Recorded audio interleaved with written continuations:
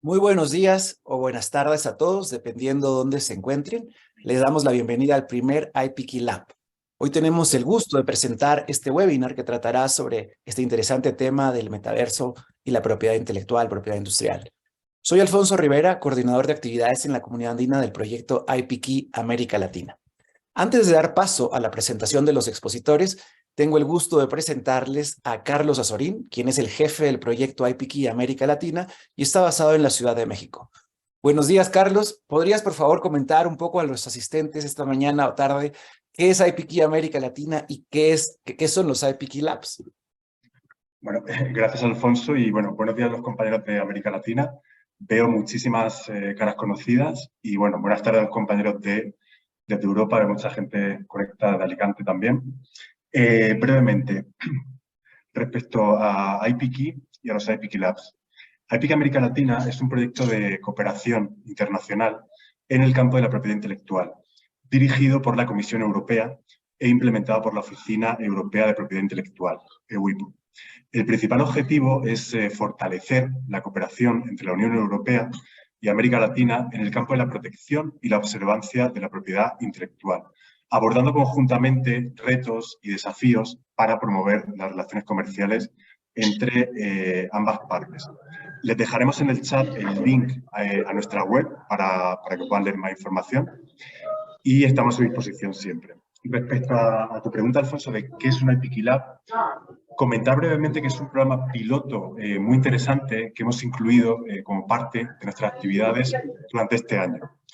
Y la idea general es reflexionar de la mano de expertos sobre temas de actualidad, sobre nuevos desafíos en el ámbito de la propiedad intelectual, en un formato corto, conciso, de una hora y media de duración. Normalmente serán en formato virtual. Haremos probablemente durante este año cerca de 4 iPicky Labs y os puedo decir que las temáticas van a ser muy interesantes. Estos programas no representan la visión o la posición de Europa sobre un tema en concreto, sino que son un foro de intercambio, donde el público tenga un acercamiento académico y práctico con especialistas en distintas materias. Y ahora sí, Alfonso, daros las gracias a todos y te devuelvo la palabra. Muchas gracias, Carlos. Gracias por esa explicación y presentación. Pero bueno, antes de iniciar el evento, quisiera comentarles que pueden hacer preguntas a lo largo del evento a través del chat, las mismas que van a ser luego realizadas a los expertos. Quiero también agradecer a los 3 panelistas que vienen colaborando desde hace varios días con nosotros para llevar a cabo este evento y con gran generosidad nos van a compartir hoy día un poco de sus conocimientos y opiniones. El gran interés que ha generado este evento, que lo podemos notar por el número de personas registradas, que ha superado los 700, vemos que ya se están conectando bastantes, confirma que este tema del metaverso y la propiedad intelectual es uno sobre el cual podemos seguir generando temas de capacitación. Ahora sí empezamos con el webinar. Es un gusto empezar ahora presentándoles a Cristina Mesa. Cristina es socia del Departamento de Propiedad Industrial e Intelectual del despacho Garrigues, en España, donde ejerce su actividad profesional en las áreas de Derecho de Propiedad Industrial e Intelectual, Comercio Electrónico, Consumo, Publicidad, Competencia Desleal, Inteligencia Artificial, Libertades de Expresión e Información y Entorno Web. Cristina nos va a decir primero un poquito qué es el metaverso y nos va a comentar de los problemas marcarios en el mismo. Bienvenida, Cristina, la pantalla es tuya. ¿No te escuchamos?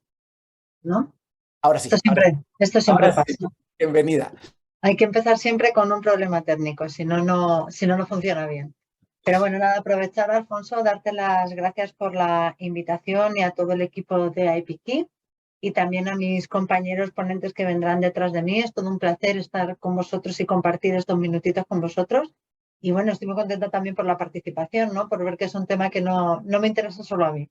Entonces me ha tocado a mí la parte de inaugurar un poquito y explicar en principio los conceptos sobre los que vamos a hablar hoy.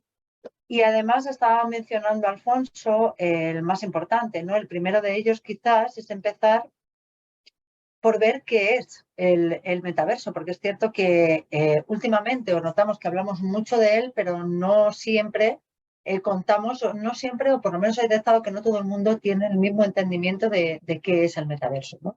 Entonces, A mí más que de metaverso me gusta hablar de metaversos o incluso de proto-metaversos, porque siempre tengo la sensación de que todos sabemos lo que el metaverso puede llegar a ser o tenemos una intuición de lo que el metaverso puede llegar a ser, pero que no hay desde luego una definición unánimemente aceptada de lo que es el metaverso, sí de algunas de sus características. Por ejemplo, el hecho de que se trata de un entorno multiusuario, donde puede haber en principio potencialmente un número ilimitado de usuarios, que comparten un espacio, que utiliza tecnologías inmersivas, por decirlo de una forma muy sencilla, sería como que te permiten no usar Internet, sino adentrarte en Internet.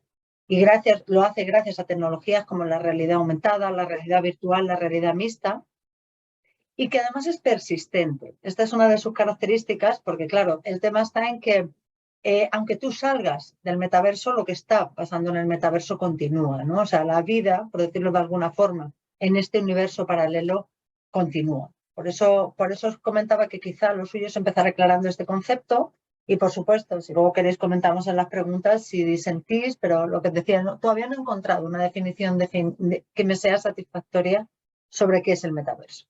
Luego hay otras tecnologías que están muy relacionadas, pero que no necesariamente coinciden con el metaverso. Y me refiero a los llamados NFTs. Aquí me voy a detener un poquito más porque hay mucha confusión desde un punto de vista jurídico y creo que merece la pena dedicarle nada, un minutito para explicar de forma muy básica qué es un NFT. Y lo que he hecho yo para explicarlo es mintear uno, hacer un NFT yo misma, y además os animo a que lo hagáis si os interesa porque es extremadamente sencillo. No sé si conocéis esta plataforma OpenSea.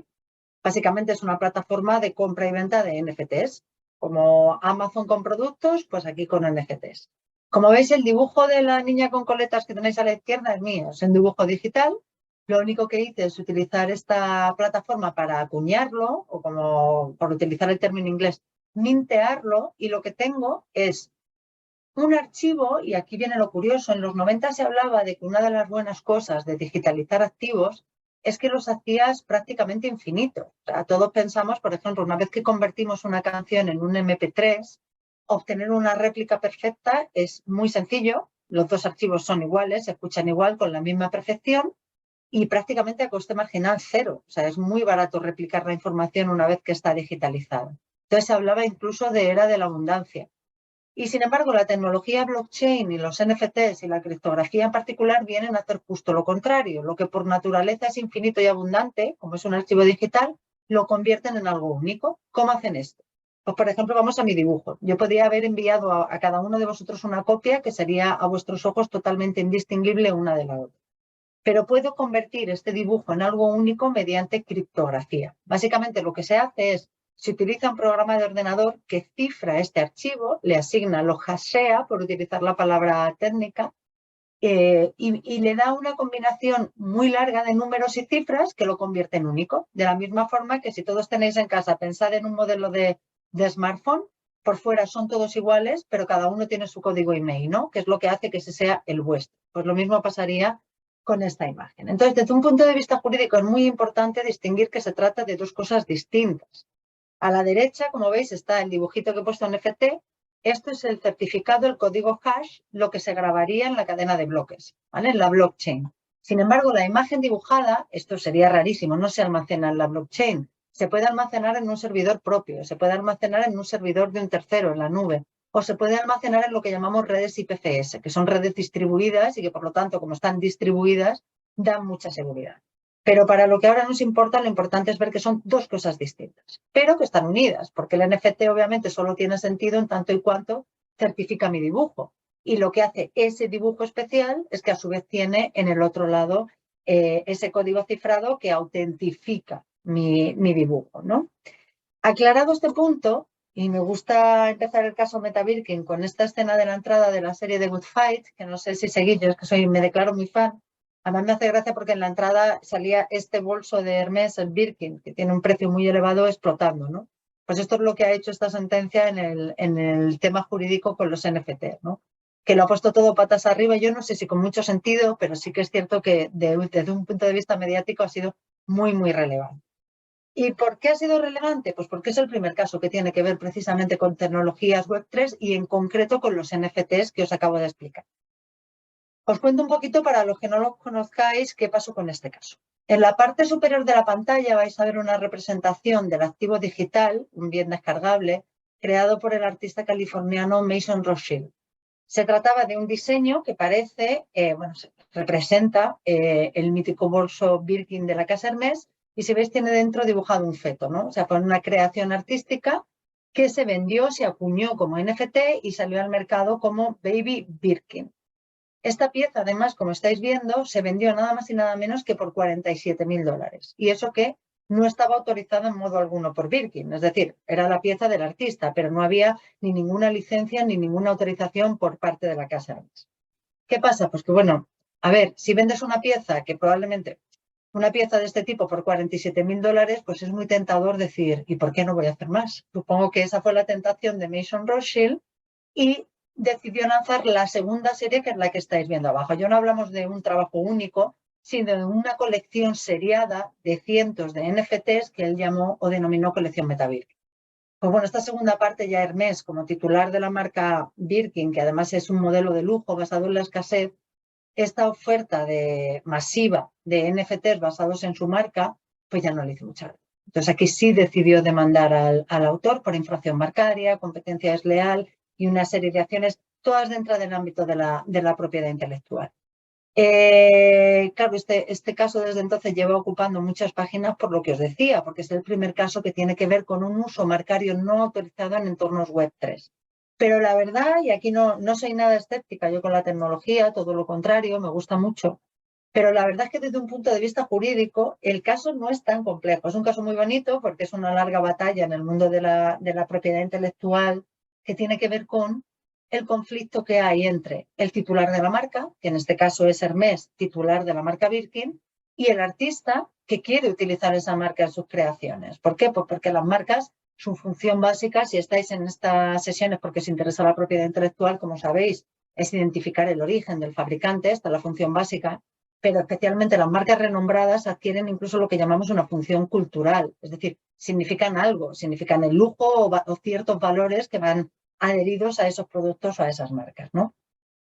Entonces, llegados a este punto, Hermès quiere prevalecer e imponer sus derechos marcarios para decir quién, cómo y cuándo puede utilizar sus marcas, y por el otro lado, Mason Rothschild quiere ampararse en sus libertades de expresión y de creación cultural para intentar utilizar esta marca desde un punto de vista que podemos llamar descriptivo o no marcario. Es decir, yo utilizo la marca por lo que significa, no porque quiera. De hecho, él incluso llegó a decir que lo hacía para denunciar el uso de piel en el sector de la moda y el lujo. Y de hecho, sus representaciones muchas veces están hechas con peluches y con otros materiales como para denunciar un consumo del uso de piel en la industria de la moda. Finalmente, la sentencia se ha resuelto justo para que podamos explicarla hoy en esta sesión, porque se resolvió hace apenas un par de semanas para permitirme a mí llegar y daros el veredicto del jurado, que básicamente ha fallado en contra de en contra de Mason Rothschild, dándole la razón a Hermès. Curiosamente, y desde un punto de vista tecnológico, esto es importante, en el ámbito marcario, una de las principales defensas que tienen los artistas son sus libertades de expresión, pero para ello tienes que poder defender que has utilizado la marca en la creación de una obra de arte, ¿no?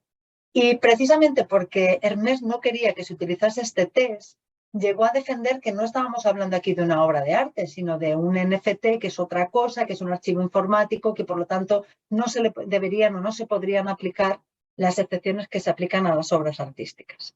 Sin embargo, el tribunal decidió que no, que efectivamente, aunque es cierto que, como os decía, hay dos activos, el certificado y la obra de arte, en este caso habría que considerarlo como un todo y que, por lo tanto, Mason Rothschild sí tenía derecho a que su producción se evaluase como un trabajo artístico. Ahora bien, ¿qué test se aplicó? Y por eso os estoy diciendo que no es algo tan nuevo. Se aplicó el test derecho norteamericano de Rogers-Grimaldi, que es un test de finales de los años 80, que al final ha sido el que se ha utilizado para resolver un test tecnológicamente sobre una tecnología tan novedosa, ¿no? Que básicamente te viene a decir, si quieres utilizar la marca de un tercero sin su permiso, tienen que cumplirse dos requisitos. El primero, que lo utilices en efecto para una obra de arte, y el segundo, que el uso que haces no lleve a error sobre cuál es la fuente o cuál es la afiliación de esta obra artística. Pues bien, lo que concluyó el jurado neoyorquino que decidió el caso es que en este caso sí se estaba induciendo a error.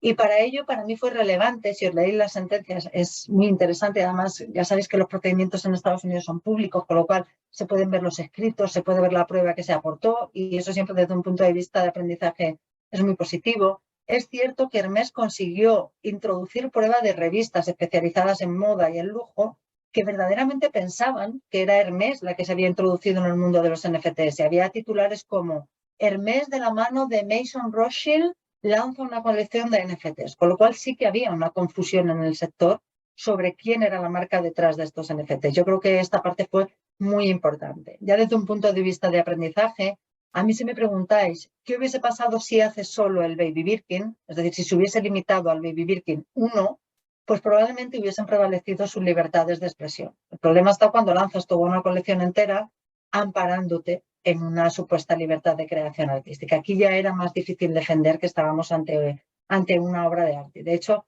por lanzar la duda, incluso con las recientes decisiones en Estados Unidos, se podría hablar incluso de que estábamos hablando, al ser series, de instrumentos de inversión y no de meros coleccionables artísticos, lo que implica una regulación bastante más dura que ya veremos en qué termina, ¿vale?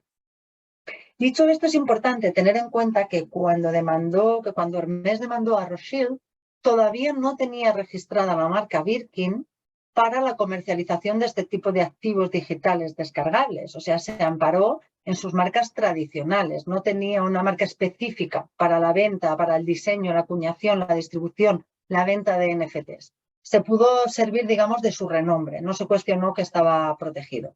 Pero el hecho de que hayan surgido estas demandas, el hecho de el boom del metaverso, que parece que ahora está bajando un poquito, quizá para bien, porque hay que apaciguar las aguas y ver cada cosa en su medida, ha hecho que muchas empresas, especialmente en el sector moda, lujo y entretenimiento, estén revisitando sus carteras de propiedad intelectual industrial. En el caso de las marcas, para ver si, como están solicitadas sus marcas, cubrirían potencialmente o les protegerían frente a usos no autorizados en entornos web 3 o en el metaverso, ¿no?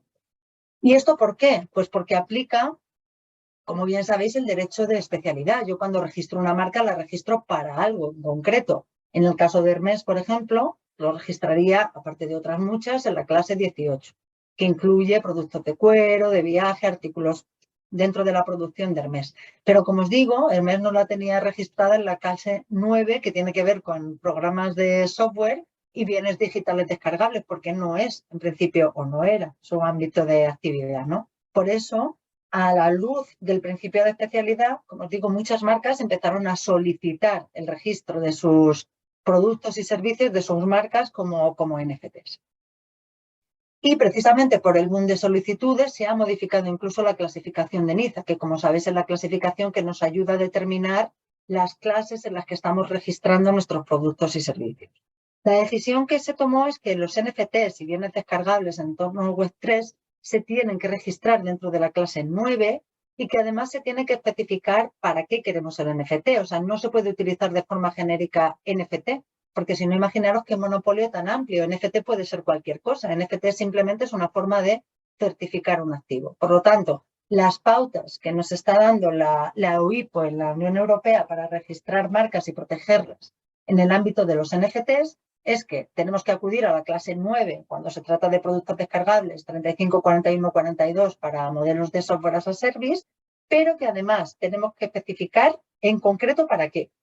Y si os fijáis, nos dan un ejemplo en el segundo párrafo de la slide que os reproduzco, que es productos virtuales descargables, en concreto, y aquí está la clave, prendas de vestir virtuales. O sea, lo que yo estoy protegiendo es productos virtuales descargables, pero limitado a prendas de vestir virtuales, ¿vale? Porque si no, como decía, el primero que llegue y registre productos virtuales descargables, los mismos, tendría una suerte de monopolio tanto para ropa como para alimentación, como para cualquier tipo de activo, ¿no? Entonces, la UIPO lo que se está pidiendo es que se precise.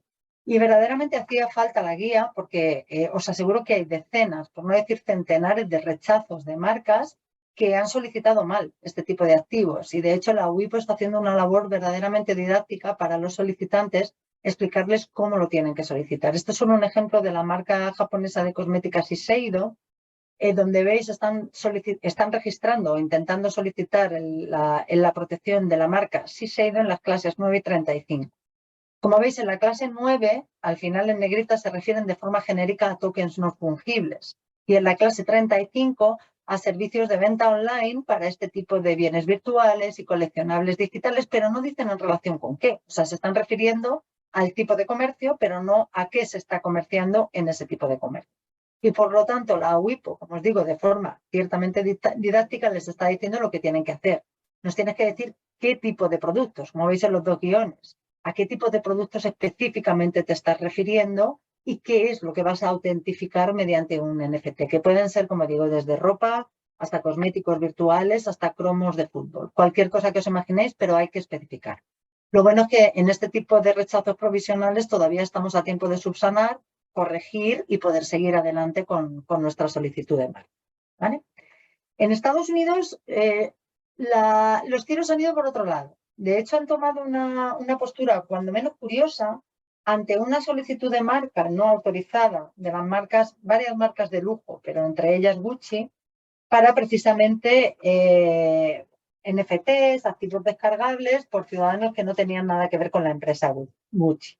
En este caso, la oficina estadounidense lo rechazó de oficio con una postura distinta a la adoptada, ni mejor ni peor, distinta a la adoptada por la WIPO, que curiosamente lo que viene a decir es que si Gucci, la casa italiana, ha protegido su marca, por ejemplo, para servicios de venta minorista, aunque no especifique que está hablando de venta minorista de NFTs o de activos descargables, como el concepto amplio de venta minorista engloba la venta minorista digital, estaría protegido. O sea, en cierto modo, para la USPTO no es necesario hacer nuevas solicitudes. También es cierto que la marca Gucci es una marca renombrada, así que comentándolo a veces incluso con examinadores de la WIPO hace un par de semanas y nos decían que hay que ser precavido. Especialmente si nuestra marca no es renombrada, es preferible registrar que intentar acogernos a defender que el concepto de tienda online de tienda física incluye tienda online, o a defender que el registro para un bolso físico cubre también un bolso digital. Al menos en Europa no están seguros de que vaya a funcionar así. Luego hay otro caso que también os quería comentar, y porque creo que me quedo sin tiempo, que también es muy interesante desde un punto de vista jurídico.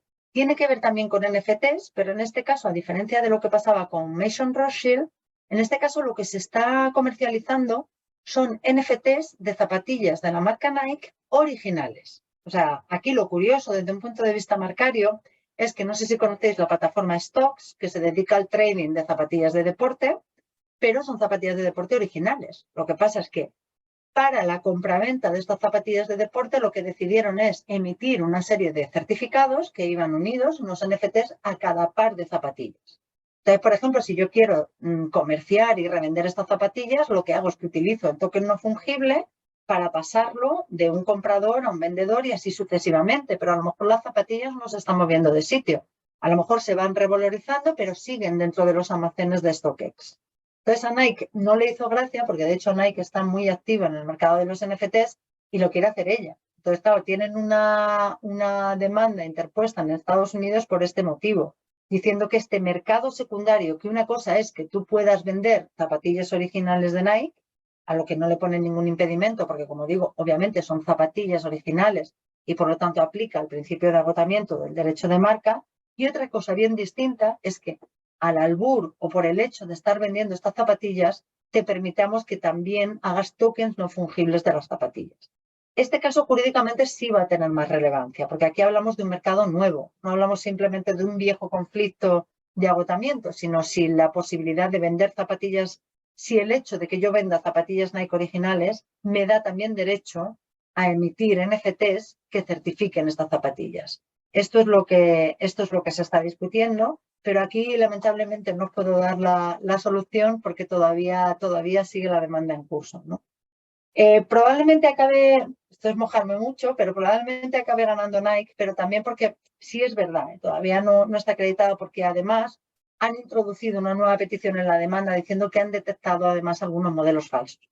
A mí personalmente no me interesa tanto la parte de modelos falsos, porque eso está claro que no lo puedes hacer, no hay ninguna duda jurídica relevante, pero sí me interesa más ver cómo se resuelve el mercado secundario de emisión de NFTs en relación con productos originales. Y nada, ya a modo de conclusión, que creo que me he pasado un par de minutitos, 4 consejos, ¿no?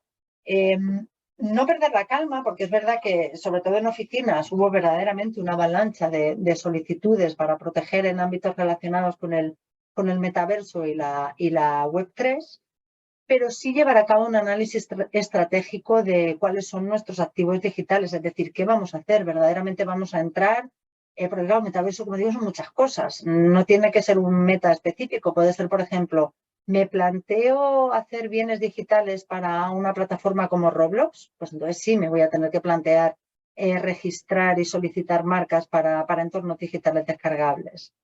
En el caso de las marcas renombradas, además, sí, tenemos una protección reforzada, pero bueno, como siempre, con un gran poder viene una gran responsabilidad. Tendremos que vigilar cómo se están utilizando nuestras marcas y por eso el punto 3. Ya están lanzando, ya hay productos para vigilar estos nuevos entornos. ¿Qué usos se están haciendo de nuestra marca en sitios como Decentraland, en Roblox, en la plataforma OpenSea de la que acabamos de hablar? De hecho, OpenSea, como detalle estadístico, simplemente reconoció ella misma que el 80% de los NFTs que se estaban comercializando dentro de la plataforma eran falsos o no estaban autorizados, con lo que verdaderamente hay un problema grave. Estamos hablando de un 80% del tráfico. Y luego un último punto, que es el uso efectivo de la marca. Como sabéis, las marcas hay que utilizarlas, no basta con registrarlas. Entonces, ok, al registro preventivo de marcas en el metaverso, pero si no tenemos ninguna intención de utilizarlas, pues hay que pensárselo 2 veces, porque como sabéis, en un plazo de 5 años, pues probablemente estén viciadas de caducidad por no haberse hecho un uso efectivo de las mismas. Y nada, como comentaba Alfonso, yo me quedo a vuestra disposición para cualquier pregunta que podáis tener. Ha sido un placer compartir estos casi 20 minutos con vosotros. Muchísimas gracias, Cristina. Excelente tu presentación. Y es verdad, recordarle a nuestros asistentes que pueden hacer en todo momento sus preguntas por el chat. De hecho, ya algunas personas las están haciendo, porque al final vamos a destinar un tiempo para hacer las preguntas a ustedes, a los panelistas. Ahora damos la palabra a Diego Guzmán. Diego es profesor de Derecho de Autor y Derecho del Arte en los programas de posgrado de Propiedad Intelectual de la Universidad Externado de Colombia. Aprovechamos de agradecer a la Universidad Externado de Colombia que nos ha apoyado con este evento desde el inicio. Diego nos hablará sobre los derechos de autor en el metaverso. Diego, ¿estás por ahí? Bienvenido y gracias por estar aquí. Alfonso, muchas gracias por la invitación. Me comparto aquí. Ahí es toda tuya, así que dale. Listo. Tenemos esto. Listo. Ya se ve un poquito, ¿cierto? Perfecto, sí, muy bien.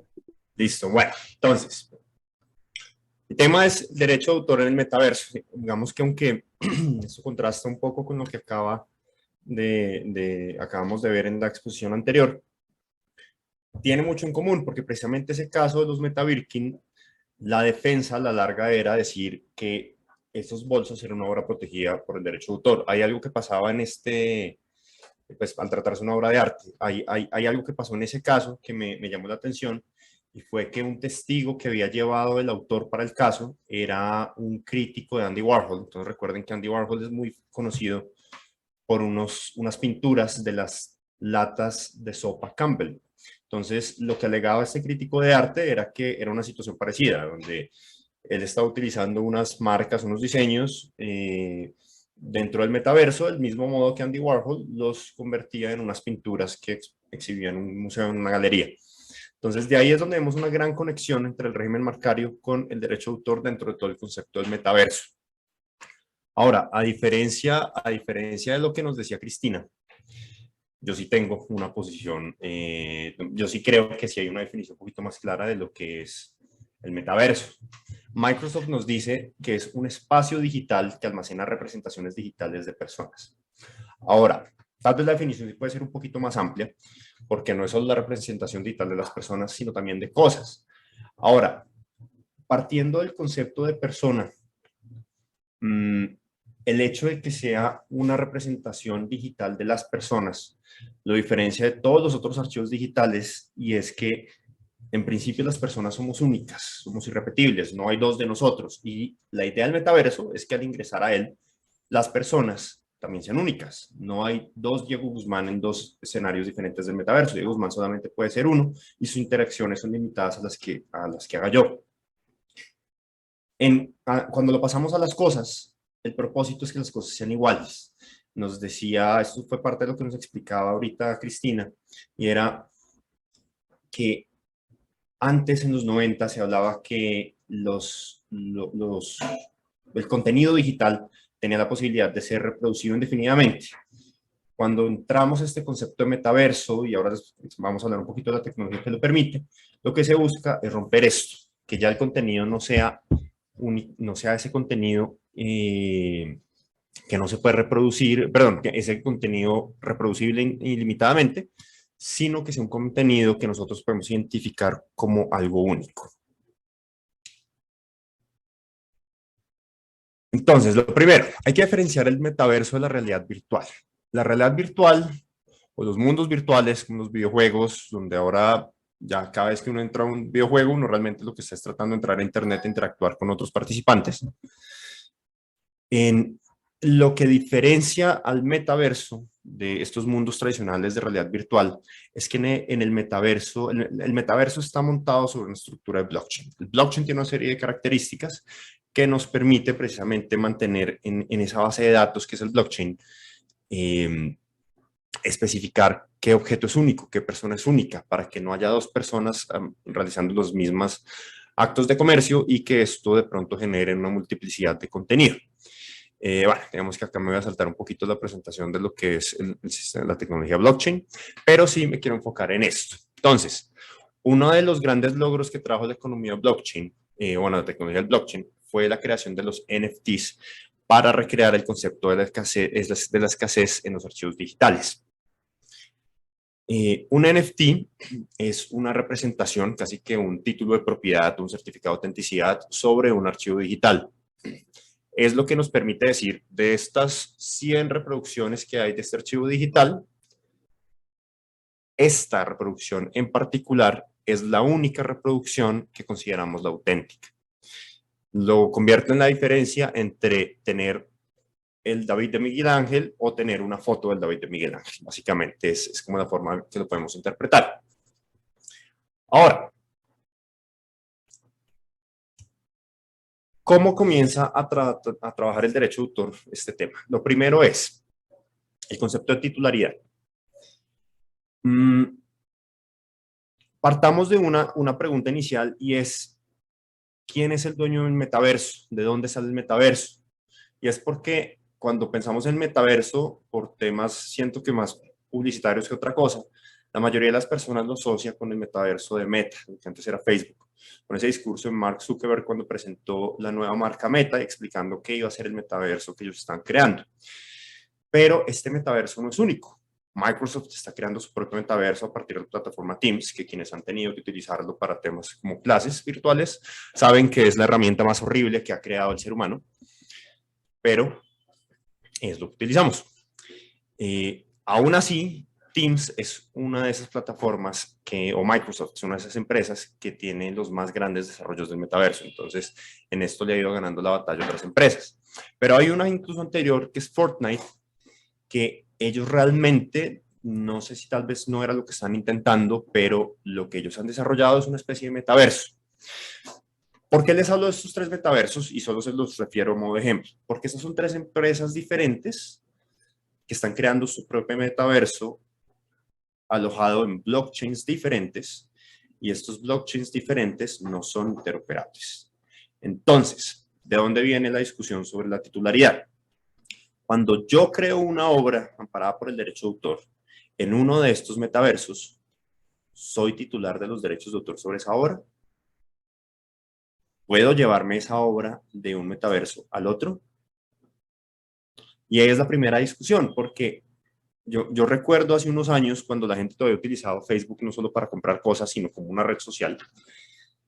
A la gente le gustaba poner un post como una vez al año, una vez cada 3 años, que decía como: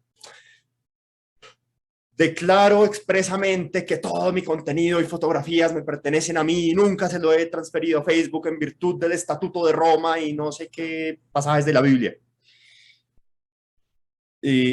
a mí me llamaba mucho la atención ese post porque era un post que uno decía, esto es completamente inútil porque estas personas que están escribiendo este post en algún momento firmaron un contrato de términos y condiciones donde le autorizaron a Facebook en esa época el acceso a este contenido, a estas obras protegidas por el derecho de autor. Entonces ahora quieren meter una cláusula unilateral donde dicen, me echo para atrás del contrato que ya firmé, el contrato de adhesión, pero pues estoy tratando de salirme en los términos del contrato. Esto es algo que podría pasar también en el metaverso. Si nosotros creamos una obra dentro de alguna de estas plataformas, los términos y condiciones podrían estipular que esta obra creada por nosotros le pertenece a ese metaverso, le pertenece a esta empresa en particular. Y es probable también que nos sea imposible llevarnos esa obra protegida por el derecho de autor, si bien es un archivo digital, ese formato específico que utilicen en ese metaverso podría ser imposible transferirlo del metaverso de Meta al de Microsoft. ¿Por qué? Por problemas de interoperabilidad. Ahora, hay diferentes cosas que se podría hacer. Podríamos hablar de licencias FRAND para pronto obligar en un tema de derechos de autor de interoperabilidad tecnológica, pero digamos que esto no es algo que sea tan común en el derecho de autor, de pronto se puede ver más en el derecho de patentes y va a depender de que en efecto se convierta en una necesidad que justifique el crear este tipo de licencias donde los obligue a crear esta interoperabilidad. Ahora, volviendo a la cuestión inicial, ¿quién es el dueño? Porque entonces, si yo soy el creador, tengo que determinar dentro de los términos y condiciones que suscribo en el momento de vincularme a este blockchain, a este metaverso, tengo que determinar si esas creaciones me van a pertenecer o si se las estoy cediendo por el solo acto de crearlas dentro de la plataforma a la plataforma. Ahora, hablemos de los temas de derecho de autor. ¿Qué ventajas plantea el régimen internacional de derecho de autor? Pues primero es un régimen realmente internacional, porque nosotros suscribimos el convenio de Berna. Tenemos el ADPIC, entonces todos los países tenemos unas pautas internacionales que nos conceden ciertas ventajas frente a otros regímenes, como por ejemplo el marcario, que sí es un tema que requiere un registro, es un derecho que requiere una declaración de parte de la autoridad pública que así lo reconozca. Lo primero, la protección automática. Nosotros no necesitamos solicitar ningún registro, sino solo por el acto de creación ya la obra queda protegida por el derecho de autor. Segundo, la protección internacional, y es que a diferencia de las marcas donde la protección se da por país, el derecho de autor nos protege nuestros derechos sobre nuestra obra en cada uno de los países miembros del Convenio de París, del Convenio de Berna. De forma automática, no tenemos que solicitar protección, no tenemos que registrar, no tenemos que hacer nada, solamente tenemos que crear la obra y ya está protegida. Otra ventaja, en mi opinión no es una ventaja, y es que Estados Unidos tiene un régimen que es el DMCA, el Digital Millennium Copyright Act, que nos permite ejercer unas acciones para proteger nuestros derechos de autor en Internet, unas acciones, digamos, inmediatas, donde no necesitamos acudir a un juez como primera instancia. Si bien esto es un régimen que se tiene solamente en Estados Unidos, pues no sé si otros países tengan algo semejante, en Colombia lo tratamos de meter, pero no gustó. Lo cierto es que estas plataformas tienen sede en Estados Unidos, entonces los términos y condiciones en su gran mayoría tienen como ley aplicable Estados Unidos, entonces por eso podría hacerse esta aplicación para proteger los derechos de autor de los titulares. Y finalmente, no necesariamente una ventaja, pero es algo que se puede entrar a discutir dependiendo de cada país, el concepto de agotamiento digital. Europa tiene el concepto de agotamiento digital después del caso Oracle versus Ubisoft. Estados Unidos rechazó el concepto de agotamiento digital no solo por conceptos del Copyright Office, sino también por el caso de Redigi, donde expresamente un juez de segundo distrito consideró que no existía agotamiento digital en el derecho de autor, porque todo acto implicaba un acto de reproducción. Ahora, si consideramos la posibilidad de crear un agotamiento digital dentro de un metaverso, teniendo en cuenta que cuando yo le transfiero un objeto de pronto identificado con un NFT, se lo transfiero a un tercero, yo pierdo mi control sobre este objeto. Yo no puedo seguir teniendo este objeto auténtico. Dentro de este metaverso, seguramente este mismo metaverso va a controlar que yo no pueda tener una reproducción de ese archivo digital. Entonces, podríamos replantear el concepto de agotamiento digital específicamente dentro del metaverso. Ahora, ¿Qué errores comunes encontramos de cosas que ha pasado por el desconocimiento que se tiene del derecho de autor dentro del metaverso? Y aquí quiero iniciar con un paréntesis. A mí me ha llamado mucho la atención cómo las empresas de tecnología les gusta vender la idea que lo que ellos hacen no está regulado. Uber aparece y dicen es que este servicio no está regulado, pero pues el servicio de transporte de pasajeros está regulado desde hace muchísimos años. Las plataformas aparecen diciendo es que el concepto del metaverso no está regulado, pero la legislación de propiedad intelectual aplica igual en el metaverso, no hay mayores cambios. Legislación internacional sobre ley aplicable, todo esto ya se ha escrito, ya se ha regulado, ya se ha resuelto por jueces, sencillamente es un nuevo ambiente, pero siento que se trata de mantener un velo de ignorancia sobre este tema para poder justificar que esto que estamos haciendo, que bajo la legislación tradicional es ilegítimo o puede ser ilícito, poderle decir de pronto a una autoridad, es que esto no tiene regulación, entonces no hay ninguna prohibición para ello. Pero es algo que hay que replantear porque sí hay mucha legislación aplicable. Entonces, comenzamos con el primer error que me llamó la atención, que fue el caso de Dune. Dune es la obra de, Dune es una novela y este libro que tenemos acá es un ejemplar de un libro de dibujos de Jodorowsky. Este es un libro de culto, este se hizo porque pensaban hacer una película y esta película finalmente no se hizo, pero para la película habían creado estas imágenes como para mostrar cómo iba a ser la película. Hubo un grupo de Crypto Bros, como le dicen a este grupo de personas que siguen muchos criptos como inversión y le dicen a los demás, tú eres estúpido, ¿por qué tú no inviertes en esto? Y pues realmente muchos ni siquiera saben de qué se trata. Ellos consideraron que al adquirir un ejemplar, porque era un ejemplar del libro en físico, lo podían convertir en un NFT y así podían adquirir los derechos de autor sobre este libro y dejarlo en el dominio público. Claramente, cuando adquirimos un ejemplar, salvo por una jurisprudencia que tenemos en Colombia por la Autoridad de Derechos de Autor, cuando se adquiere un ejemplar de una obra, no adquirimos los derechos de autor, adquirimos únicamente la propiedad sobre el ejemplar. Pues ellos pagaron 2.66 millones de euros por este ejemplar del libro, para después darse cuenta que esta compra pues, realmente no los hacía titulares de derechos de autor. Entonces el primer error que vemos dentro del metaverso es, ¿se transfieren derechos de autor cuando adquirimos una obra dentro del metaverso? ¿Sí o no? Entonces, este caso que nos demuestra, primero, cuando adquirimos un ejemplar, el soporte físico de una obra, esto no transfiere los derechos de autor. Entonces, no, el ser propietarios de un ejemplar no nos permite crear una versión digital porque no tenemos un derecho a reproducirlo. Segundo es el de Seth Green y los Bored Apes. Seth Green es un actor, productor, realizador audiovisual estadounidense que en algún momento adquirió uno de estos NFTs que representan los Bored Apes, que son esta colección de simios que cada uno es diferente uno de los otros, y todos pues se han valorizado muchísimo. La particularidad que tienen los Bored Apes es que cuando yo adquiero un Bored Ape, efectivamente estoy adquiriendo los derechos de autor sobre este simio. Entonces, Seth Green con su equipo de producción adquirieron una serie de Bored Apes y crearon una serie animada con estos personajes. En algún momento su cuenta fue hackeada y le robaron sus NFTs con los Bored Apes. Ahora, básicamente, al robarle su billetera y robar los NFTs de su billetera, él estaba perdiendo también los derechos de autor, porque para este caso particular los derechos de autor sí estaban ligados al NFT. Eventualmente hicieron una investigación, los encontraron y se salvó, aunque también hay posiciones que dicen que esto fue realmente un ardid publicitario para darle mayor importancia a esta serie animada que van a sacar.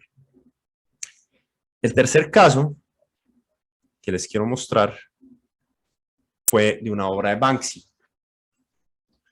Este Banksy fue adquirido por unos coleccionistas quienes decidieron crear un NFT representativo de él y destruir la obra para que la única obra auténtica fuera ese NFT.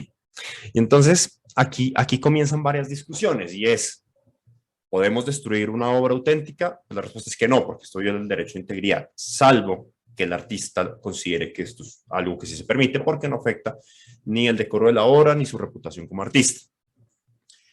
La segunda discusión es, si yo adquiero un ejemplar de una obra y yo acuño, a mí sí me gusta la expresión en español, no el minting, sino el acuñar. Yo acuño un NFT, entonces yo digo en español acuño, pero digo NFT en inglés. Entonces yo acuño este NFT, token no fungible, de una obra que yo adquirí, pero que yo no soy el autor. ¿Puedo salir yo a venderla? ¿Cómo saben los coleccionistas que están dispuestos a adquirir este NFT, que este token que les estoy vendiendo, este token no fungible, es auténtico y yo no he vendido otros 100 por otro lado? ¿Es auténtico este token cuando yo no soy el autor, sino yo soy un tercero que lo hizo? ¿Qué impide que otra persona que ni siquiera sea propietaria de este token vaya a venderlo? ¿Comprarían ustedes un NFT de la Mona Lisa que lo venda Diego Guzmán, profesor de la Universidad Externado? De pronto, si lo vende el Museo del Louvre, que saca una colección de tokens para sus obras, las que ellos tienen en su colección permanente, un coleccionista está interesado en adquirirlo. Pero cuando lo está vendiendo cualquier persona que no tiene una conexión real con la obra, ¿qué tanta importancia puede tener? Ahora, técnicamente no hay nada que lo impida, y legalmente, pues si no hacemos un acto de reproducción, pues no estaría prohibido. Si vamos a hacer un acto de reproducción para hacer una versión digital que vamos a almacenar en algún servidor, ya podríamos hablar que de pronto esto esté prohibido. Entonces, siendo así, no sé si se me pasó el tiempo o me quedé antes sobrando el tiempo, pero estos son los aspectos, digamos que generales, que es importante tener en cuenta de cómo opera el derecho de autor dentro del metaverso. Mil gracias, Diego. Estamos a tiempo. Nos estamos pasando con todos unos minutos, pero vale la pena. Te agradezco mucho por tu interesante presentación y luego volveremos contigo en la sesión de preguntas y respuestas. La gente ya está haciendo preguntas en el chat y una compañera de nuestro equipo la está analizando para luego volver con ustedes. Ahora damos la palabra a Aurelio López Tarruella, director de la Cátedra Metaverso en la Universidad de Alicante, quien nos va a hablar sobre la observancia de los derechos de propiedad intelectual en el metaverso. Aurelio es profesor titular de Derecho Internacional Privado en la Universidad de Alicante, doctor desde el año 2004, director de la Cátedra para el Desarrollo Responsable del Metaverso, Universidad de Alicante Meta Platforms, exdirector de la Cátedra Iberoamericana de Cultura Digital y Propiedad Intelectual, consultor en materia de propiedad intelectual para la UIPO, la Comisión Europea, el Parlamento Europeo y OMPI en materia de propiedad intelectual y derecho digital, y además es el director y fundador del famosísimo blog Lucentinus, blog de propiedad intelectual y tecnologías de la información. Aurelio, es un gusto tenerte con nosotros. Bienvenido. Muchas gracias, mi querido amigo Alfonso. Estoy triplemente de enhorabuena. La primera porque yo creo que en mis más de 20 años de carrera profesional, creo no equivocarme cuando digo que es la ponencia que hago ante un mayor número de personas. Esto me lleva a la segunda enhorabuena, que es a vosotros. Sin duda alguna, el IP Lab arranca de una manera espectacular. Por lo tanto, Carlos, Alfonso, enhorabuena. Además, en realidad son 4 enhorabuenas. La tercera es porque no podíamos empezar de mejor manera con 2 exposiciones brillantísimas de Cristina y Diego. Y la última enhorabuena tiene que ver con eso que ya has mencionado, y es que me estreno en cargo. Yo soy profesor titular de Derecho Internacional Privado en la Universidad de Alicante, pero desde hace poco ocupo el cargo de director de la Cátedra del Metaverso, Cátedra de Metaverso UA, financiada por Meta, y es mi primera intervención ejerciendo como tal, y de hecho mi primera intervención referida al metaverso. Bien, vamos a ver cómo va. Yo he elegido para intercambiar ideas con vosotros acerca de la observancia de los derechos en el metaverso. Voy a ir un poco rápido, aunque tengo muchas slides, no os preocupéis, voy a ir un poco rápido. Primero de todo, un poco de publicidad. Aquí tenéis la dirección de nuestra página web, que estará operativa el lunes, no os apresuréis. En cualquier caso, yo os invito al público a que me contactéis por LinkedIn y ahí ya pues tendréis información sobre la cátedra y las distintas actividades que vamos a organizar. Yo también traigo una definición, como no podía ser otra manera, de metaverso. Es una definición que cojo de Matthew Ball, que me parece una de las personas más brillantes a la hora de explicar este nuevo fenómeno. No voy a entrar, la tenéis ahí, porque yo creo que se refleja mejor en esta siguiente diapositiva, que me va a servir un poco para centrar mi exposición. Para mí el metaverso está formado por mundos virtuales y por universos. Es decir, si por ejemplo cogemos como mundo virtual el de Nightland que tiene en Roblox, estaríamos hablando de un mundo virtual Nikeland, perdón, que está en un universo, que es la plataforma de Roblox, y muchos universos a la vez conforman ese metaverso que idealmente, si fuera interoperable, nos permitiría ir pegando saltos con nuestros avatares de un sitio a otro. Mundos virtuales que deben ser en 3D, deben ser persistentes, como ha dicho Cristina, y yo concurrentes, también lo ha dicho Cristina, en el sentido de que para un número ilimitado de personas, y sincrónicos en el sentido de que lo que yo haga se disfrute en ese mismo momento por otras personas que estén en ese universo, ¿no? Discrepo con Diego en que el metaverso tiene que estar formado, el blockchain es inherente al metaverso. A mi modo de ver, pueden haber universos que constituyen plataformas, como puede ser Roblox o Horizon Worlds, mientras que hay otros que efectivamente están basados en blockchain, como puede ser Decentraland o The Sandbox. Y además, pues en estos mundos virtuales tenemos marketplaces que pueden ser internos de esos mundos virtuales, como puede ser el de Roblox, o bien pueden estar configurados a partir de mercados externos, como puede ser el de OpenSea, donde lo que se hace es vender esos activos digitales utilizando NFTs. Bien, sin duda alguna en el metaverso la propiedad intelectual tiene una relevancia muy importante a la hora de proteger todos sus elementos, todos los elementos que forman parte de ese metaverso.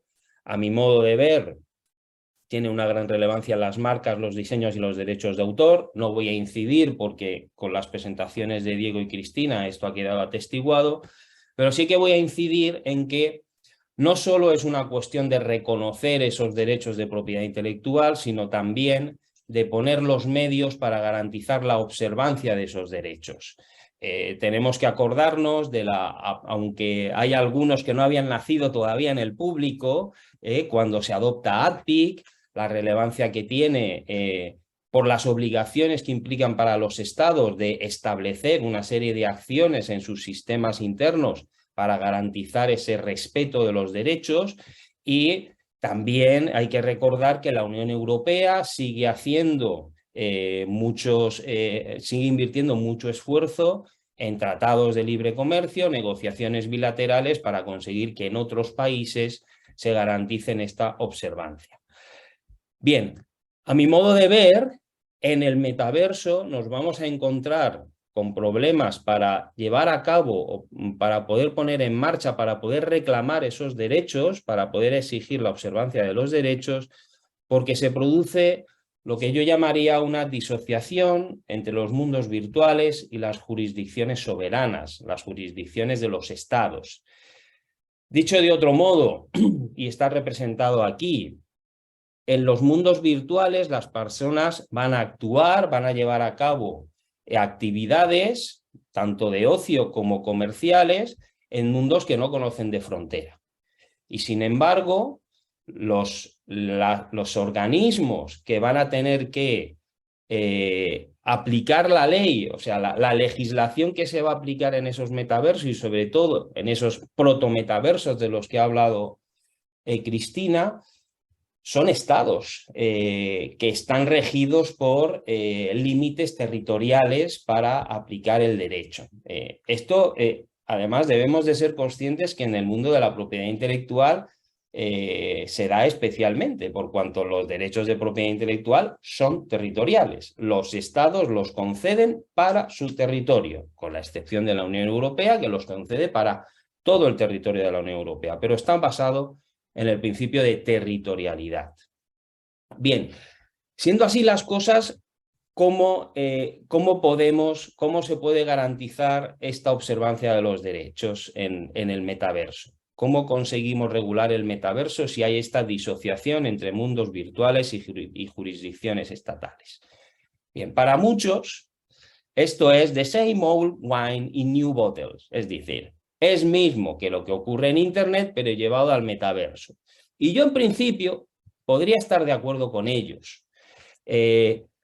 Las personas, a mí me resulta muy curioso cuando se hace una enumeración de los problemas del blockchain, los problemas de Internet y ahora los problemas del metaverso, se pone el problema de jurisdicción y el problema de la ley aplicable. Bien, sí, efectivamente es un problema, pero hay soluciones. Lo que pasa hay que mirarlas. Y en primer lugar, el problema hay que afrontarlo en particular, no de manera global. Es decir, no se trata de determinar qué ley se va a aplicar al metaverso, sino se va a tener que establecer qué tribunales, qué autoridades van a tener jurisdicción para juzgar una relación jurídica que tiene lugar en el metaverso y sobre la que ha surgido un litigio. Desde el momento en que nosotros somos capaces de identificar esa relación jurídica y de saber de qué materia estamos hablando, podemos empezar a jugar con las normas de derecho internacional privado para determinar si las autoridades de un determinado Estado tienen jurisdicción o no, van a conocer de ese litigio. Esta es la segunda cosa a tener en cuenta. Nosotros siempre vamos a analizar este problema desde el punto de vista de un Estado. Nosotros no nos ponemos a analizar este problema de una manera global para decir cuál de todos los estados del mundo tiene jurisdicción. No, las cosas no se hacen así, se hacen desde el punto de vista de un Estado. Y ese Estado tiene que determinar si sus autoridades tienen competencia o no para regular esa situación que se da en el metaverso. Bien, en materia de propiedad intelectual, de infracciones de propiedad intelectual, tiene una aplicación muy relevante el llamado criterio del forum delicti commissi, es decir, el lugar de producción del hecho dañoso, o que en este caso sería el lugar de comisión de la infracción. Es decir, las autoridades del país donde se ha cometido la infracción son las que son competentes para conocer de ese litigio, ¿no? Ahora bien, en Internet, es decir, esto no es exclusiva del metaverso, surge la necesidad de determinar dónde se ha producido esa infracción cuando se ha cometido en Internet o cuando se ha cometido en el mundo virtual. Pues bien, yo creo que hay dos criterios para determinar, para responder a esta cuestión. Hay dos criterios que podríamos decir que tienen una aplicación general, si bien yo los ejemplos los voy a poner con la jurisprudencia de la Unión Europea. El primer criterio es el de las actividades dirigidas. El criterio de las actividades dirigidas lo que nos viene a decir es que, como veis, lo aplico al metaverso, lo aplico a un mundo virtual. Nos viene a decir que en la medida en que el mundo virtual o el mercado en el que se divulga ese el activo digital infractor esté dirigido a un Estado miembro, los tribunales de ese Estado podrán declararse competentes. ¿Por qué? Porque si están dirigiendo esas actividades a ese Estado y no tienen autorización para, por ejemplo, utilizar la marca, pues existe en principio una presunción de que puede existir una infracción. Por lo tanto, es lógico que los tribunales de ese Estado asuman competencia para conocer del litigio. Esto en Europa se utiliza en cuestiones de infracción de marca de la Unión Europea. Analógicamente se puede aplicar a infracciones de diseño comunitario cometidos en Internet o que pudieran cometerse en mundos virtuales. Hay otro criterio que, sin embargo, se utiliza en Europa en relación con las infracciones de derechos de propiedad intelectual de ámbito estatal. Ya os digo que a mí este criterio me parece muy defectuoso. Es el criterio de la mera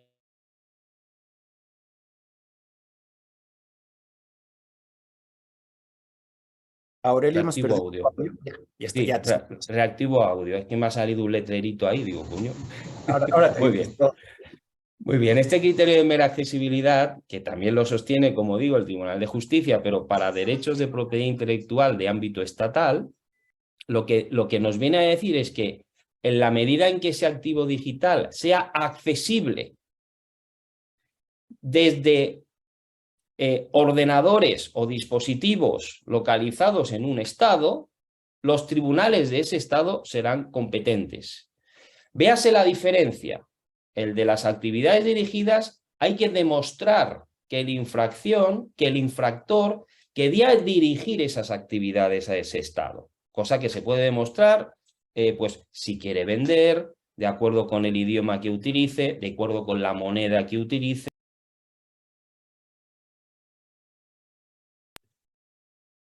Simplemente que sea accesible. De vez en cuando me sale el letrerito del audio, no os preocupéis, yo lo voy poniendo. Vale. Bien, y por último, esto es importante de tener en cuenta, en Europa también tenemos el foro del domicilio del demandado, cosa que sí que es cierto que en América Latina no es tan habitual. En América Latina existe una competencia exclusiva en materia de propiedad intelectual, que además, derivado además de que las oficinas nacionales de propiedad intelectual tienen competencia también, además de los tribunales nacionales. Entonces, la competencia se deriva de la existencia de derechos en el territorio de esos países que pueden ser infringidos. Bien, pero en Europa tenemos el foro del domicilio del demandado. Es decir, no hace falta ir a demandar al lugar donde se ha producido el daño. Se puede presentar la demanda ante los tribunales del país donde está domiciliado el presunto infractor. Y de hecho, si nos vamos al asunto Meta Birkin, lo que nos damos cuenta es que la empresa Hermes demanda al señor Rothschild en Nueva York, es decir, en su domicilio. Del mismo modo, también llama mucho la atención otro asunto que hay en España, el asunto Mango, donde la sociedad colectiva Vega demanda a Mango en España, domicilio de Mango, pero en relación con unos NFTs relacionados con unas imágenes que se habían expuesto en la tienda de Mango en la Quinta Avenida de Nueva York. ¿De acuerdo? Por lo tanto, hay que mirar esto como un foro alternativo que se puede utilizar. Bien, yo sin embargo observo que en el metaverso hay ciertas particularidades que implican que estas normas, estas viejas botellas no sirven para este nuevo vino, este nuevo metaverso. Yo creo que nos enfrentamos a retos coyunturales y retos estructurales. Retos coyunturales, quiero decir que hay ciertas normas que no están adaptadas y hay que adaptarlas. Por ejemplo, foro del domicilio del demandado. Sin duda alguna, esto no es exclusiva del internacional privado. A la hora de presentar acciones de propiedad intelectual o en cualquier otra materia, nos encontramos con un problema a la hora de identificar la persona que hay detrás de la infracción, ¿vale? Imaginémonos en el mundo virtual, en los mundos virtuales, esto puede ser todavía más importante. Pero es que además, muchos mundos virtuales, el ejemplo es Decentraland, están gobernados por DAOs. Es decir, organismos autónomos descentralizados. No me voy a extender en la definición. ¿Tienen personalidad jurídica? Primera pregunta. Pero en segundo lugar, incluso si tienen personalidad jurídica, ¿dónde está el domicilio de esas DAOs para poder utilizar este foro de competencia? Pero voy un poco más allá. Es que en estos momentos los prestadores de servicios de Internet que menciono ahí, ninguno de ellos en su página web indican quiénes son. O sea, yo no sé quién está detrás de estas páginas web, lo puedo imaginar, pero la legislación europea obliga a identificarse como prestadores de servicios y obliga también con el nuevo Digital Service Act a nombrar representantes en Europa. Segundo, El forum delicti comissi, el criterio de la accesibilidad, creo yo que el Tribunal de Justicia en algún momento acabará con él, porque esto nos lleva a atribuir la competencia a autoridades de estados que tienen una escasa vinculación con el litigio que se puede producir. Por el simple hecho de que un mundo virtual sea accesible desde un estado, a mí no me parece que sea suficiente para que los tribunales de ese estado puedan dirimir la controversia. Yo creo que falta legitimidad y además genera inseguridad jurídica a las empresas que llevan a cabo actividades en estos mundos virtuales. Creo además, y este es más importante, que nos encontramos con retos estructurales, y con esto acabo. Yo creo que hay que reformar el sistema. ¿Por qué? Yo me hago la siguiente pregunta. Si partimos de la existencia de que los derechos de propiedad intelectual son territoriales, esto querrá decir que las sentencias que determinen la infracción despliegan efectos exclusivamente en aquellos países donde el derecho de propiedad intelectual está protegido. Bien, en el caso de Internet, el cumplimiento de estas sentencias es posible. ¿Por qué? Porque yo puedo identificar las direcciones IP desde las que no se puede acceder al contenido, ¿vale? Pero ¿y en el metaverso? ¿Eso va a ser posible? Si es posible que dependiendo desde donde acceda al metaverso, veré unas cosas y otras no, es decir, los activos digitales infractores no los veré, la sincronía y la persistencia de la que se habla de los mundos virtuales queda comprometido. Es decir, si yo no puedo utilizar Nike en España, pero una persona de Estados Unidos sí que lo puede utilizar, si los dos estamos en el mismo mundo virtual, ¿qué va a ocurrir? ¿Que él me ve con unas zapatillas de Nike en los pies de mi avatar y yo no lo veo con las zapatillas? Me parece que, bueno, eso no es el metaverso que esperamos, ¿no? Pero es que yo creo que la alternativa es peor. Es decir, la alternativa sería que esas sentencias pues se impusieran a nivel global. Es decir, se viola una marca registrada en la Unión Europea y ya no se puede utilizar esa marca en activos digitales en un mundo virtual con independencia desde donde se acceda.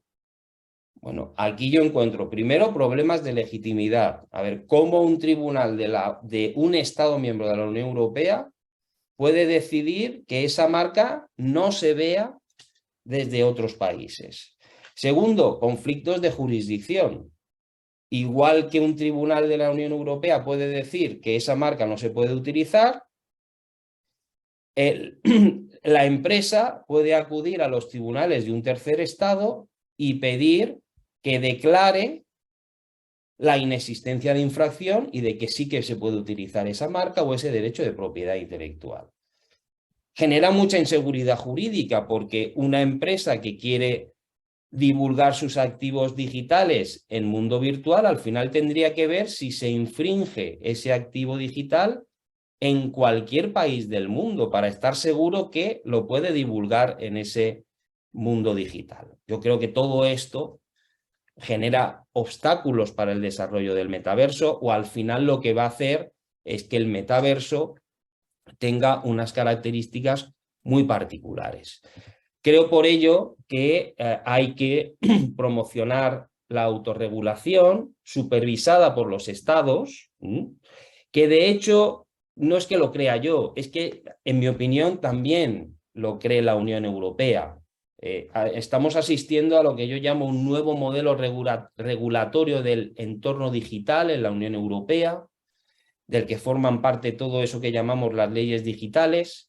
Y si uno se va, por ejemplo, a la Digital Service Act, verá que en muchas de sus disposiciones lo que se está fomentando son mecanismos de autorregulación, sistemas extrajudiciales de resolución de controversias, que más o menos pueden reducir estos problemas de los que hablo, pero a mi modo de ver no los van a solucionar completamente. Me quedo aquí, si hay preguntas, pues estaré encantado en contestarlas. Muchas gracias, Alfonso, muchas gracias, Carlos. Gracias a ti, estimado Aurelio, muy interesante todo lo que nos has dicho y también una enhorabuena por esta nueva cátedra relacionada con el metaverso. Muchísimas gracias. Ahora, y bueno, también estamos contentos de nuestro lado porque a pesar de que nos hemos pasado un poco tiempo, se mantienen más de 400 personas conectadas, lo cual demuestra el interés que tienen. Y ahora vamos a abrir un tiempo para preguntas y respuestas. Vamos a leer algunas de las preguntas que se han ido haciendo a lo largo del evento por el chat. Para ello voy a dar la palabra a mi compañera Jessica Yukari, que es la coordinadora de actividades de IPKey América Latina para la región de Mercosur y Chile. Así que Jessica, adelante con las preguntas que hayas podido recopilar. Muy bien, gracias, Alfonso. Bien, ya se esperaba que este tema sobre metaverso y propiedad intelectual generaría mucho interés y curiosidad, y más aún aunque sea tratado por estos ponentes tan potentes que hoy nos acompañan. Y como había bastantes preguntas aquí en el chat y algunas relacionadas, he seleccionado solo algunas por cuestión de tiempo. Y entonces, si su pregunta no ha sido respondida, escribamos un email y la dirigiremos a los ponentes para que la contesten, ¿bien? Y bien, para empezar, para que no haya confusiones y todos tengan la misma base sobre lo que es el metaverso, hay una duda recurrente. ¿Cuántos metaversos existen? Cristina, no, es una pregunta de base, pero para que no se quede con esta duda. No sé si quieres comentar sobre este punto. ¿Está en silencio, Cristina? Digo que la pregunta tiene truco porque de hecho creo que yo no he dicho que no iba a dar definición, pero luego la he dado y luego cada uno de nosotros hemos dado una distinta. O sea, que creo que es una respuesta de que verdaderamente no hay. Si me preguntas metaverso con todas las características, te diría que ninguno. Por eso yo utilizo proto-metaverso. O sea, sí que hay muchos entornos. Yo tengo una niña pequeña que es prueba de que le interesa casi más Roblox que lo que hay a su alrededor tangible, pero no creo que eso sea un metaverso que tenemos en la cabeza lo que puede llegar a ser. Entonces te diría que ninguno con todas las características, pero sí, y además Aurelio en una de las slides ha enseñado distintas plataformas que participan de muchas características, que puede ser desde un Decentraland hasta un sandbox hasta lo que comentábamos, ¿no? Videojuegos como Fortnite o como Roblox. Perfecto. Aurelio y Diego, no sé si quieren comentar alguna cosa sobre este punto. Yo coincido con, a mí la palabra que ha utilizado Cristina, protometaverso, me parece correcta. El metaverso con mayúscula al principio, eso no existe todavía y yo no sé si lo veremos, lo siento mucho. Algunos de vosotros puede que seáis jóvenes, pues y haceros a la idea. Un metaverso, por ejemplo, interoperable, donde podamos ir de un mundo virtual a otro, de distintas plataformas, muchas cosas tienen que ocurrir para que eso pueda llegar. No obstante, yo sí que creo que existen protometaversos, es decir, hay algunas plataformas que reúnen los requisitos que se entienden que debe existir para hablar de eso. Yo como Cristina también tengo un maestro en el metaverso, que es mi hijo pequeño de 10 años, y es el que me enseña Roblox y Fortnite. Entonces, claro, yo lo veo y digo, coño, pues sí, efectivamente, esto es el comienzo de lo que va a ser, de lo que va a venir, ¿no? Y porque yo estoy convencido, cuando uno ve un sitio web y ve un mundo virtual, claramente el mundo virtual gana, es mucho más atractivo. Es mucho más atractivo. Pero yo creo que ahí está la distinción, ¿no? Lo que tenemos ahora son protometaversos que están desconectados los unos de los otros. Perfecto. Yo también me voy a comenzar a apropiar de esa palabra de protometaverso, me parece que es completamente acertada, pero sí agregaría que que hay muchas empresas en este momento tratando de desarrollar metaversos. Entonces, podría llegar a ocurrir como ha ocurrido con tecnologías, que una empresa sea la más atractiva para todos los demás y sea la principal, la que todo el mundo quiere entrar. De pronto se crea una paralela, pero con un grupo más selectivo. Entonces, aunque en teoría puede haber 1.000.000 de metaversos diferentes, lo que dice Cristina es lo más acertado. Pues, hoy en día a la larga no hay ninguno. Perfecto, sí, totalmente. Y bien, muchas de las cuestiones también que se plantearon estaban relacionadas a jurisdicción. Y dado que los delitos se producen en el mundo virtual y Aurelio López ya comentó este tema de una manera súper clara, no me voy a aportar estas preguntas y voy a dirigir otras más objetivas, ¿vale? Entonces, tal vez sea para Diego, acuñar un NFT es considerado como una nueva modalidad de explotación de obra o puede interpretarse simplemente como un método de fixación de una obra. Y misma pregunta en el caso del metaverso. Bueno, digamos que ahí hay que hacer una primera claridad y es ¿qué es el NFT y qué significa el proceso de acuñarlo? El NFT es una base de datos, es un archivo que tiene una serie de metadatos. Dentro de los metadatos podemos poner un hipervínculo que nos dirija a un archivo digital almacenado en algún servidor, pero el NFT en sí mismo no es una obra, no es una reproducción de la obra, no es una fotografía de la obra. Yo puedo acuñar un NFT representativo de mi carro. O sea, realmente podríamos sustituir los títulos de propiedad de nuestros inmuebles y utilizar NFTs. Entonces, digamos, esa sería como la primera claridad. Lo segundo, como normalmente se hace un NFT de una obra de arte, es que creamos el NFT, pero además creamos un archivo digital que lo almacenamos en un servidor al que solamente se puede acceder por la persona que tenga el NFT. Entonces, esto puede ser un acto de reproducción. Entonces, no es una nueva forma de utilizar la obra porque es el mismo acto de reproducción, reproducirla en un medio digital. Podríamos hablar también del acto de puesta a disposición, pero otra vez tampoco es una nueva forma de explotación porque pues, la puesta a disposición es un derecho que existe hace muchos años. Vale, perfecto. Y acá hay una otra pregunta, una de Sergio Rangel, pregunta para Aurelio. ¿Qué opinas sobre la viabilidad de instaurar una entidad que administre e imparta justicia, tal vez a través de un arbitraje con relación al metaverso, tal como se hace con nombres de dominio? Pues que lo veo muy difícil. O sea, no existe con Internet. Con el metaverso, de todas formas, primero de todo, el sistema de arbitraje de nombres de dominio de la OMPI es un éxito, pero es una excepción. Segundo, no creo que sea necesario hablar exclusivamente de un único sistema arbitral. Es decir, lo que hay que promover es el arbitraje. La Unión Europea lo está haciendo, pero no es necesario que sea un único tribunal arbitral. Pueden haber distintas instituciones que compitan, igual que ocurre ahora en el comercio internacional, ¿no?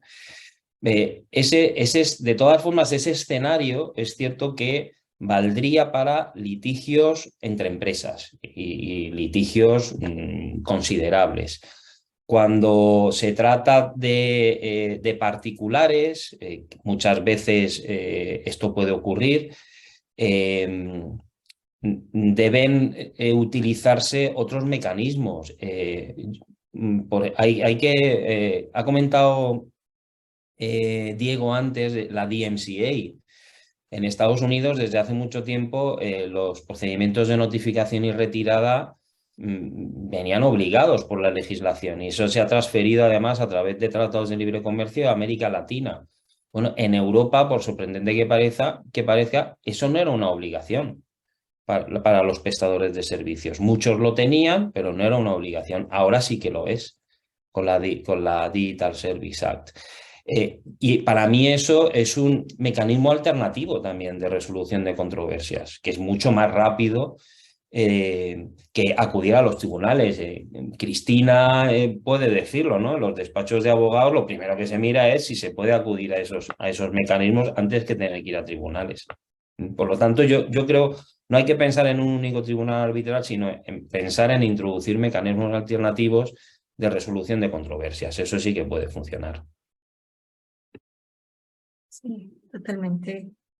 Y bien, por cuestión de tiempo, no sé, Alfonso, si avanzamos con más preguntas. Si tienes una o dos más, aprovechemos. Antes de cerrar, ¿tienes unas dos más que quieras hacer, Jessica, ahí? Hay algunas, bien, para hacer una que Para no sea dejar la al última, público con las ganas, yo sé que hay muchas. entonces. Pero un par sí que nos da tiempo, unos 5 minutos. Vale, entonces, dentro del metaverso, ¿todavía seguiría protegido el estilo del artista griego? ¿Sabe decir?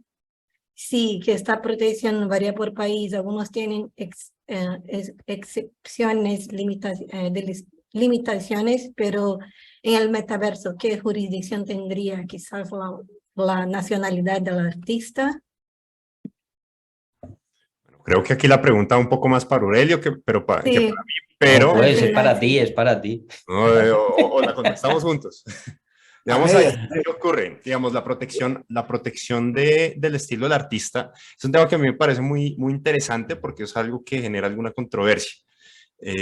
Alguna vez un colega me dijo, en un caso donde yo tenía que básicamente defender el estilo de un artista por un tema de falsificación de obras de arte, él me dio el consejo de utilizar más bien la reproducción no literal. Y esa es una buena alternativa para explicar el estilo, protegerlo mejor. ¿Qué pasa con el estilo? El estilo está protegido, es una forma de expresión de la originalidad. Entonces el estilo sí debe estar protegido. Hay casos como en Estados Unidos, el caso de la portada de la revista de New Yorker, Steinberg versus Columbia Pictures, creo que es, donde se reconoció la protección del estilo y también pues lo que se encontró fue una reproducción no literal. En Europa es donde encontramos las excepciones. Hay una excepción en limitación del derecho de autor donde expresamente dice que los países pueden establecer a nivel local una excepción frente al pastiche, y el pastiche es de imitación del estilo. En Colombia no tenemos una decisión que así lo contemple, aunque hay una interpretación perjudicial de la comunidad andina que da a entender que el estilo es una manifestación de la originalidad, pero tampoco tenemos una excepción. Entonces, en principio, deberíamos considerar que aquí está protegido. Pero, ¿qué pasaría?